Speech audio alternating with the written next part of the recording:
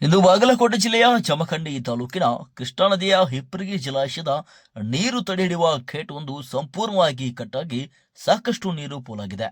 ಜೋರಾಗಿ ನೀರು ಹರಿದು ಬರುವುದನ್ನು ನೋಡಿ ರೈತರಲ್ಲಿ ಆತಂಕ ಮೂಡಿದೆ. ಸುದ್ದಿ ತಿಳಿದು ಬಾಗಲಕೋಟೆಯ ಉಸ್ತುವಾರಿ ಸಚಿವರಾದ ಆರ್.ಬಿ. ತಿಮ್ಮಾಪುರ್ ಹಾಗೂ ಜಿಲ್ಲಾಧಿಕಾರಿಗಳು ಸಂಬಂಧಪಟ್ಟ ಅಧಿಕಾರಿಗಳು ಜಲಾಶಯಕ್ಕೆ ಭೇಟಿ ನೀಡಿ ಪರಿಶೀಲನೆ ಮಾಡಿ ತುರಿತಗತಿಯಲ್ಲಿ ಗೇಟನ್ನು ಅಳವಡಿಸಿ ನೀರು ಪೋಲಾಗದಂತೆ ಹಾಗೂ ಯಾವುದೇ ರೀತಿಯ ಅಹಿತಕರ ಘಟನೆ ನಡೆದಂತೆ ಸಂಬಂಧಪಟ್ಟ ಅಧಿಕಾರಿಗಳಿಗೆ ಸಚಿವರು ಸೂಚನೆಯನ್ನು ನೀಡಿದರು. ವರದಿ ಮಾರುತಿ ಕುಳಲಿ, ಜನತಾವಾಣಿ ನ್ಯೂಸ್, ಕರ್ನಾಟಕ.